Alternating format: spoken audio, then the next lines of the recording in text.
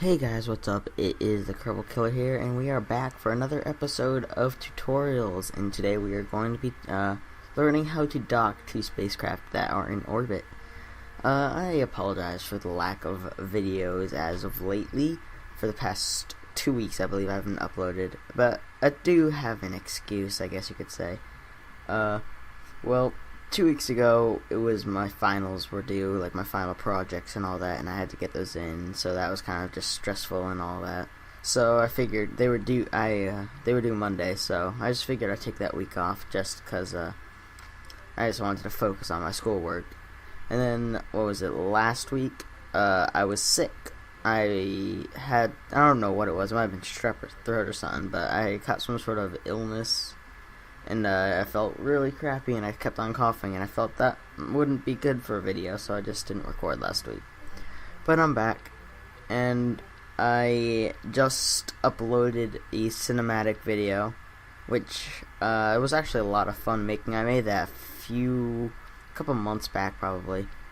And I just, I had it uploaded on my personal YouTube watching channels just so I could show my friends, but I figured I haven't uploaded in a while. I might want to upload that just because I haven't actually uploaded in a while. So yeah, now I'm back, and I might actually do more of those cinematics because those were a lot of fun. And now we are making the Docker. I had originally actually recorded, I don't know, probably like another 2 hours worth of footage when I first recorded the first episode of tutorials. But unfortunately, that they had been corrupted because I hadn't actually rendered them out. And I hadn't done anything with them for like 2 weeks, obviously. So they had become corrupted or something. I don't know what was wrong with them, but they wouldn't render out, and so I just had to delete them. It was actually I don't have the footage anymore. I still have the craft though, the craft file. One of the episodes was just going into orbit and returning, so just a deorbit burn, which we do show in this video anyway. And the other one is a moon landing episode where we landed on the moon and returned. And actually, that moon craft was that I designed for landing on the moon. I was actually able to get the jewel with that craft, so it's actually a very good design. And so I may or may not just like do a video. I won't rebuild it, obviously, because it took me like literally an hour to build that thing. Just because I kept on failing on different parts, and I just kept on testing it and failing. So an hour of that was just me designing the ship. But I might just reuse the craft file. I just might like go over it in detail, and then I'll just fly it to the moon and back, and maybe even a minimus because it has tons of fuel, absolutely tons. And so this is us getting into getting the first craft into orbit right here. I'm just using a simple rocket design with 5 mainsails, the four on the outside, just feeding their fuel into the middle one too, so those are going to drop first, and then once those drop, we'll use the mainsail to get into orbit. Then we'll detach that, and just use the engine that's attached to the actual craft. We'll use that to deorbit once we are docked up. And we're using the new cockpit as of 0.20. The new update that just came out. Yeah, we're using that version. Although, oh, what on earth is that? Oh, I'm sorry, I'm just looking at something not on screen. Anyway, so yeah, looks like we're going for our gravity burn here. Oh, 17,000 meters in the air. So yeah, we probably started a while ago. All right, what is that? 25. I usually like to go to the 45-degree angle mark when we're about 24,000 meters in the air, but sometimes I go earlier just because I don't feel like waiting. And just getting a nice apoapsis here. And then we're gonna burn burn horizontal to the horizon so that we can just get that horizontal speed that we need so we can get in orbit. Here we go, turning. I don't feel like wasting the RCS, so I'm just gonna turn with the mainsail. And now a tip for you: if you wanna make sure that your apoapsis doesn't decrease as you're burning, doesn't increase as you're burning progress, so you have like a really messed up orbit. If you're in front of the apoapsis like I am here now, if you just burn slightly towards the blue side of the nav ball, the apoapsis will come to your ship, like it will lower. And if you are behind it and you wanna, like if you are on the other side of the apoapsis, like you're on the side that's going towards the apoapsis, if you burn towards the Earth, it will lower your apoapsis to where you are at the current time. Like, it will lower it towards you. So it's just a nice way of keeping your apoapsis around the same distance as your periapsis. It's a nice trick I picked up. And here we go. We got our first craft in orbit, and now we're just going to spin around. We're just going to time warp until it's a good time for us to burn. We usually want to burn if it's about, well, it depends on the craft really, but if it's about like 45 degrees ish, that's when I usually go. 45 degrees relative to the launch state. What's it called? The launch station. That's what it's called. And so here we are, just exploring the new cockpit again a bit. I don't know why, but that's really why. It might be because my gamma's high. I'll have to look at that. But the docking port, just making sure everything's working properly. It is. Yes, of course.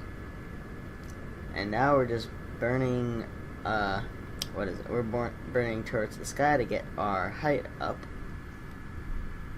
And then the first thing you want to do is you want to match your orbit. You want to try to match the orbit of the craft that you're coming in with. You obviously want to come in at least near the time your craft is coming in at. Because that way, by the time you get into orbit, you'll be close enough to the craft that you can probably just align yourself from where you are. Starting our gravity burn now, 12,000 meters. And now, once you get to 14,000 meters, you're out of the thickest part of the atmosphere, so that's when I usually go full throttle. Just another little internal view here, looking at the mountains and all that. I do like the zoom in feature when you're in the cockpit. I just find that really nice. It's kind of pretty to look at. And just increasing apoapsis, you can see that we had that little, those two little reticules, one with just a little pink arrow and the pink pentagon, and the other one's a pink pentagon with a dotted line. The pink pentagon is where your position is going to be when the closest meetup point between you and your target. And then the pink pentagon with the dotted line, that is where your target is going to be when you're at your closest approach, where it's going to be relative to the planet. And so here we are, just expanding our orbit so we don't crash into the Earth and die. I don't know who's piloting the ship right now, but I don't think they'd want to die. And just expanding it a bit more. And wait, where's the parachute? I believe I messed up on this, if I remember correctly. Oh, maybe not. Now I'm just going to burn a little bit to get that the targets closer to each other, and I'm just going to detach that stage and use the Poodle and LV909 engine to get us where we want to go. I'm just trying to align the what is it called? The orbits. That seems probably the best we're going to get, so we're just going to burn around until we get to that area. I don't really like how it says lander automatically, just because it is the one-man lander can, I believe is what it's nicknamed. But it's not a lander, because it's not going to land on anything. Well, it's going to land on Kerbal, but it's not going to, land on another planet. It's just not designed for landing. It's designed for docking, which is why it's called a docker. But now I just gotta retarget the ship, the other docker. I'm really just too lazy to switch that one to a ship too. There I had to pause out because I forgot what happened. I forgot what was happening at the time, but I had to pause out and then resume recording a few minutes later. And now I'm going to, as you see, we switched to our target velocity, and so I'm going to burn retrograde until our target velocity is 0, so I'm going to cancel out all relative velocity to the target, and then I'm going to move the prograde vector over the little pink thing. So basically what I just did there is I just killed our relative velocity, so right now we're going at about the same speed as the craft that we want to. And the pink marker is the direction towards where our target is, and the prograde marker obviously is the direction that we're going towards. So right now I'm burning towards the target, and as you can see, we are going to get an intersect much closer than before. And I'm just setting up the retrograde so we can kill our velocity so we don't crash into it. And there it is, 1.2 kilometers away. I'm just going to kill our relative velocity again.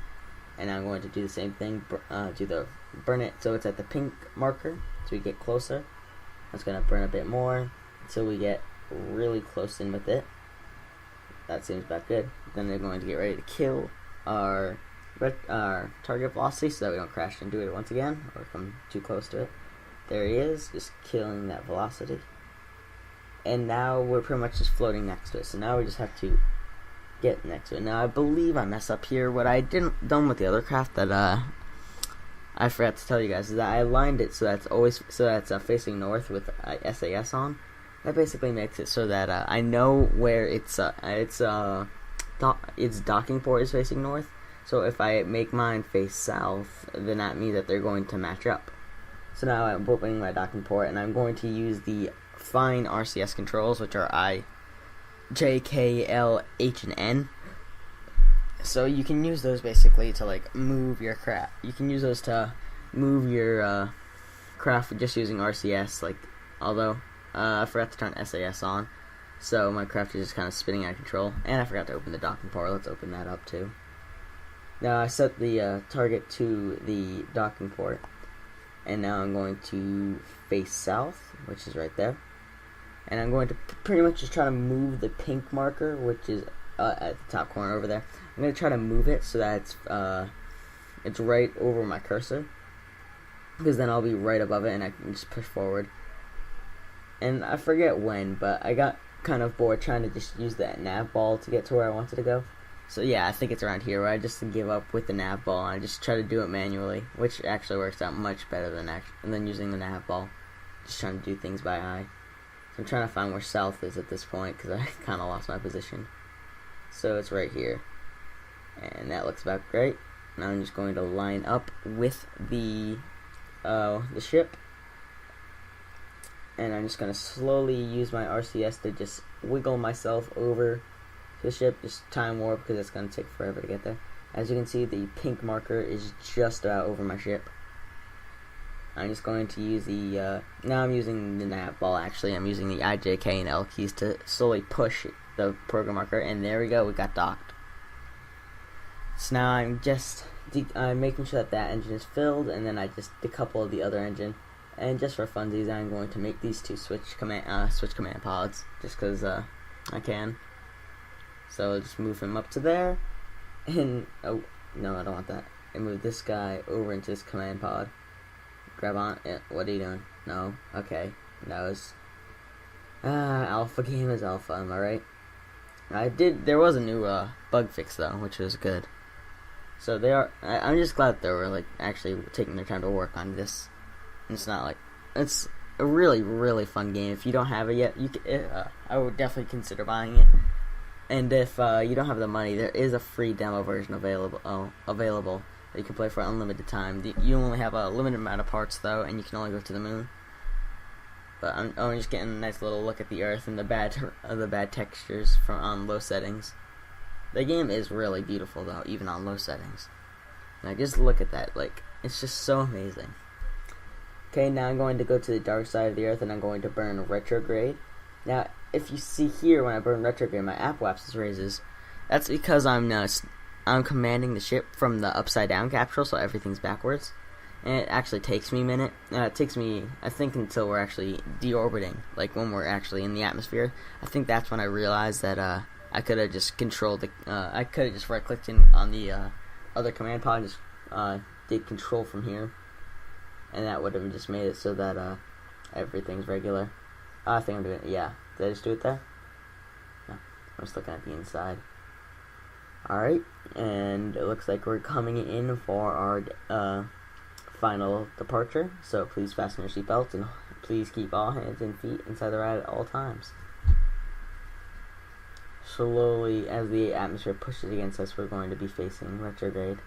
And there it is. Looks like we're going to come in over land, which is a pain. And it's about this time when I start to realize that we don't have parachutes on this craft. And I'm trying to figure out how I'm going to manage to get these guys home without parachutes. Of course I could just use the engines and the RCS, but that would just be a pain. So I'm just sticking myself at the retrograde, getting ready to try to burn and save my guys here. We haven't even gotten atmospheric effects yet, I don't believe. Yeah, here they are. So I'm just getting ready here. The atmospheric effects, this is what I'm waiting for, because this usually slows you down quite a bit. As you can see, we're getting a lot of heat generated from this. Thank God there isn't any actual, I know there's a plugin, but there's no actual atmospheric, like, punishment yet. Like, you can just go, like, you can just burn straight through the atmosphere, and you won't have to worry about overheating or anything, or heat shields or any of that. You can just go in straight for it. Okay. Oh. Sorry about that. I drank all of my water already. Alright, so I'm just getting ready because, as you can see now, we are coming very fast, and the atmosphere's effects have pretty much stopped at this point, so I'm using my engine as much as I possibly can. Try to slow myself down and get these guys to safety. And I'm just trying to get my retrograde right on the dot above the nav ball in the blue section, so I'm just going straight down. That way I don't have to worry about trying to kill horizontal velocity.